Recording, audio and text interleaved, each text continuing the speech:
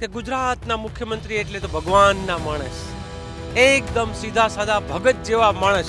ભાઈ ભગત હોય તો ભક્તિ કર, ભજન મંડળીમાં જા.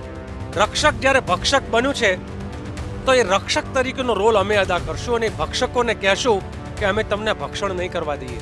ભારતના વડાપ્રધાન કૃત્રિમ રીતે ઊભા કરેલા ઉદ્યોગપતિના જંગલમાં આડો કાચ રાખીને સિંહ સાથે વાલ કરવાનો સમય છે કે એ વડાપ્રધાનને આ ગરીબોના આંસુ લૂછવા માટે બે શબ્દો કહેવાનો કે એમને મળવાનો એની પાસે સમય નથી. અને અહીંયા બારૂદના ઢેર ઉપર આખી ફેક્ટરી ચાલતી હોય ખબર ના હોય એવું ના બને, પણ હપ્તારાજ.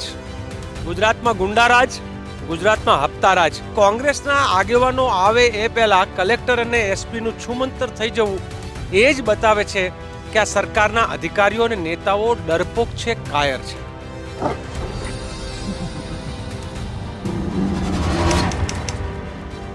મને લાગે છે કે એ પીડિત પરિવારો વચ્ચેથી ઉઠીને ગયા એવું પણ હું એને ના કહું, કારણ કે ગઈકાલે જ્યારે એમને સમાચાર મળ્યા હશે ત્યારથી ખાધા પીધા વગરના એ પીડિત પરિવારો મધ્યપ્રદેશના દેવાસ અને હરદાથી આખી ગુજરાતની બોર્ડરને ત્યાંથી પછી એક ખૂણામાં બનાસકાંઠા સુધી આવ્યા હોય ત્યારે, અને એમાં એક જ પરિવારના 3 લોકો, કોઈના 6 લોકો, કોઈના 4 લોકો એણે ગુમાવ્યા હોય, એની વેદના, એની યાતના એ આપણે સમજી શકીએ. આપણા પરિવારનું એક વ્યક્તિ પણ ગયું હોય તો આપણી શું દશા થાય. અહીંયા તો એવું બન્યું કે એ લોકો અહીંયા પહોંચ્યા એ પહેલાં એમના સ્વજનોની જે ડેડ બોડી જે છે, એ મૃતદેહો છે, એ સરકારે, ગુજરાતની નમાલી સરકારે મધ્યપ્રદેશની નપાવટ સરકારને સોંપી દીધું એમ કહી શકાય. હું નમાલી નપાવટ એટલે કહું કે આપણે મોતનો મલાજો જાળવીએ કોઈ પણ સ્થિતિમાં.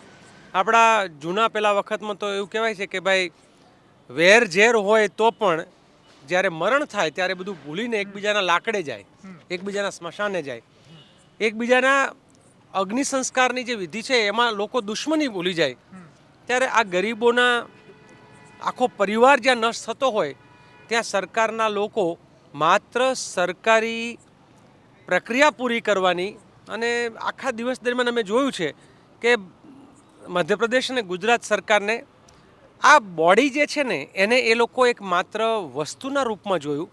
એટલે લગેજ પાર્સલ જાણે અહીંથી સપ્લાય કરવું ને કેમ કરીને અહીંથી સ્ટોક ખાલી થઈ જાય અને ગુજરાતની સરકારની જવાબદારી મટી જાય અને મધ્યપ્રદેશની સરકાર ઉપર જવાબદારી આવી જાય, આ પ્રકારનું વર્તણૂક ક્યાંય માનવતાનો છાંટો જે છે એ બેમાંથી એકે શાસન ઉપર ના દેખાણો.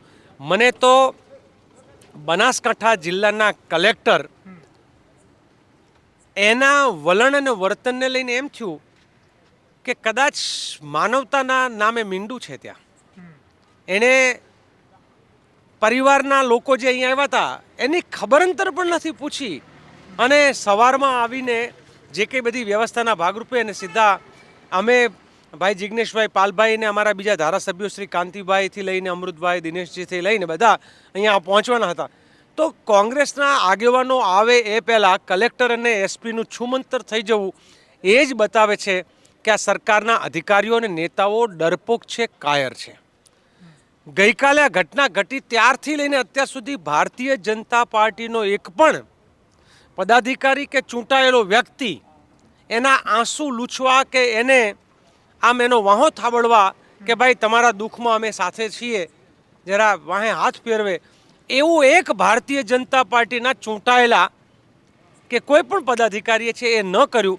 એ જ બતાવે છે કે ભારતીય જનતા પાર્ટીના શાસકો અને અત્યારના જે શાસનમાં રહેલા અધિકારીઓ છે આ બધા જ લોકો છે પાપના ભાગીદાર છે કોઈને કોઈ રીતે. કારણ કે એમણે પાપ કર્યું જ્યાં એક ચકલી પણ ન ફરકી શકે ગુજરાતમાં, એ લોકો એમ કહે છે. એ ગુજરાતમાં ફટાકડાની ફેક્ટરી, એનું દારૂખાનું ગેરકાયદેસર રીતે ધમધમતું રહ્યું અને છતાંય સરકારને કશું ખબર ના પડી, આવું હોતું નથી. મેં તો જાણ્યું છે કે દર મહિને બનાસકાંઠા જિલ્લામાંથી ઓછામાં ઓછો 6 કરોડનો દારૂનો હપ્તો ચૂકવાય છે. ખાલી 6 કરોડ રૂપિયા દારૂના હપ્તા પેટે જાય છે. કોને જાય છે, શું જાય છે, કોણ લે છે એ તંત્ર જાણે. પણ રાજસ્થાનની બોર્ડરમાંથી બનાસકાંઠામાં થઈને સમગ્ર ગુજરાતમાં જે દારૂ ઠલવાય, આ દારૂ જે ઠલવાય છે એ 6 કરોડનો હપ્તો હોય તો ઓછામાં ઓછો 35-40 કરોડનો દારૂ અહીંથી નીકળતો હોય તો જ 6 કરોડનો હપ્તો ચૂકવાય. એની કાળા કાચવાળી નંબર પ્લેટ વગરની ગાડીઓ કેટલા કિલોમીટરે ક્યાં ઊભું રહેવાનું એ તંત્રને ખબર હોય, હપ્તો ક્યાંથી મળશે એ ખબર હોય, દારૂ કોને સપ્લાય કોણ કરે છે એ આખી સિસ્ટમ ખબર હોય, અને અહીંયા બારૂદના ઢેર ઉપર આખી ફેક્ટરી ચાલતી હોય ખબર ના હોય એવું ના બને. પણ હપ્તારાજ, ગુજરાતમાં ગુંડારાજ, ગુજરાતમાં હપ્તારાજ, આ ગુંડારાજ હપ્તારાજ. અને આપણી સાથે છળકપટ એવું કરે, જેમ અમે દાહોદ બાજુ જઈએ તો એમ કે નલ સે જલ, એકચ્યુઅલી નલ સે છલ. નળ હોય પણ પાણી ન આવે એટલે નલ સે જલ નહીં પણ નલ સે છલ. એમ અહીંયા પણ ગુજરાતના લોકો સાથે છળકપટ એવું કે ગુજરાતના મુખ્યમંત્રી એટલે તો ભગવાનના માણસ, એકદમ સીધા સાદા ભગત જેવા માણસ. ભાઈ ભગત હોય તો ભક્તિ કર, ભજન મંડળીમાં જા. તમે બહુ સીધા સીધા કહો છો ભગવાનના માણસ છો તો મંદિરમાં બેસી જાઓ ક્યાંક.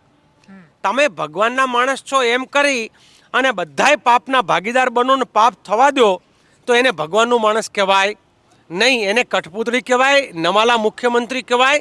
આવા નમાલા કે કઠપૂતળી ટાઈપના એક પદ ઉપર રહેવા કરતાં એ મુખ્યમંત્રીએ રાજીનામું આપવું જોઈએ કે એમની આ તંત્રમાં, એમના શાસનમાં અધિકારીઓ નેતાઓ બેફામ બનીને ગુજરાતમાં આવા ગોરખ ધંધાઓ કરે છે.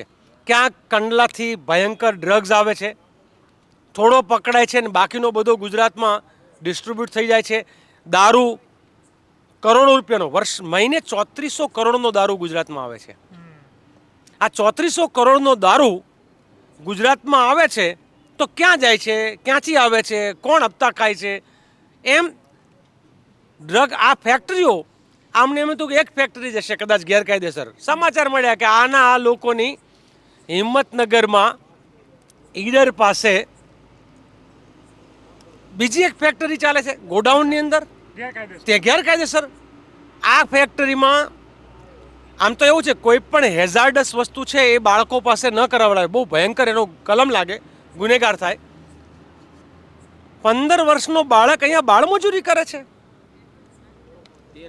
13 વર્ષનું બાળક મજૂરી કરે છે. આ કેવી રીતે? અને ગુજરાત સરકાર એમ કે ગુજરાતમાં બાળ મજૂરી 0. એ અલગ વાત છે કે ગુજરાતના દરેક ગામમાં તમને 100 બાળ મજૂર ઓછામાં ઓછા એ કપા વીણતા, જીરું નીંદતા કે કોકના ત્યાં મજૂરી કરતા જોવા મળે.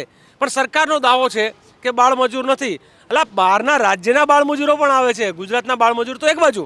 એટલે આ સરકાર જે છે એ માત્ર ને માત્ર પોતાના હપ્તાઓનું બરાબર ચાલે, ઇલેક્શન માટેનું ફંડ બરાબર વળી રહે, ચૂંટણીઓમાં તંત્રનો દુરુપયોગ કરીને ચૂંટણી બરાબર થઈ જાય, આનાથી વધારે ને સત્તા મેળવવાથી વધારે કશું જ નહીં.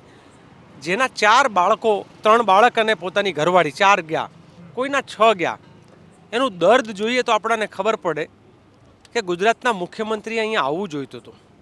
ગુજરાતના મુખ્યમંત્રીને એક દલિતના દીકરાને નગ્ન કરીને મારનારના ઘરે જવાની નવરાશ છે. ભારતના વડાપ્રધાનને 5,000 કરોડના ખર્ચે થતા લગ્નમાં હાજરી આપવાનો સમય છે. ભારતના વડાપ્રધાનને અને ગુજરાતના મુખ્યમંત્રીને કૃત્રિમ રીતે ઊભા કરેલા ઉદ્યોગપતિના જંગલમાં આડો કાચ રાખીને સિંહ સાથે વાલ કરવાનો સમય છે. પણ એ મુખ્યમંત્રીને કે એ વડાપ્રધાનને આ ગરીબોના આંસુ લૂછવા માટે 2 શબ્દો કહેવાનો કે એમને મળવાનો એની પાસે સમય નથી. આ ચિંતાનો વિષય છે. સાથીઓ, તમે જે રીતે જોયું કે જેટલા પણ પીડિત પરિવારજનો હતા, ક્યાંય ને ક્યાંય એમને ઇમોશનલી અને ક્યાંય ને ક્યાંય એમને બીજી કઈ રીતે સામાજિક દબાણ આપીને પણ અહીંયાથી આંદોલનોને સંકેલવાનો પૂરો પ્રયાસ થયો છે. અને જે કોંગ્રેસના નેતાઓ હતા જે એમને આંદોલનની અંદર એમનો સાથ આપતા હતા ધરણાની અંદર, એ પણ અત્યારે એમની સાથે સાથે આંદોલનમાંથી ઊભા થવુંની ફરજ પડી છે. એક વાત વિનોદભાઈ, અમે અમુક લોકોએ છે ને આમ જાણે કે ને પેલું ભેખ ધારણ કરીને એવું નક્કી જ કર્યું છે ગુજરાતમાં કે ગુજરાતના લોકોને જ્યાં તકલીફ હશે, ગુજરાતના લોકોને જ્યાં તકલીફ, ઘણા લોકો લાલ બાલને પાલ કહે છે, હું માનું છું અમારા જેવા બીજા પણ અનેક કોંગ્રેસના આગેવાનો છે કે જે લડે છે.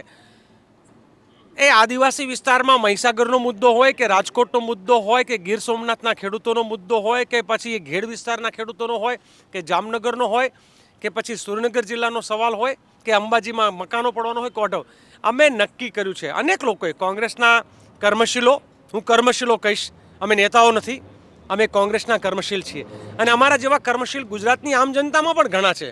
આ બધાએ નક્કી જ કર્યું છે કે સરકાર રક્ષક ભક્ષક બન્યું છે, રક્ષક જ્યારે ભક્ષક બન્યું છે તો એ રક્ષક તરીકેનો રોલ અમે અદા કરશું અને ભક્ષકોને કહેશું કે અમે તમને ભક્ષણ નહીં કરવા દઈએ. શાસકો એટલે કે ને ના રાશન હે ના શાસન હે, આજ દેશ મેં દુશાસન હે.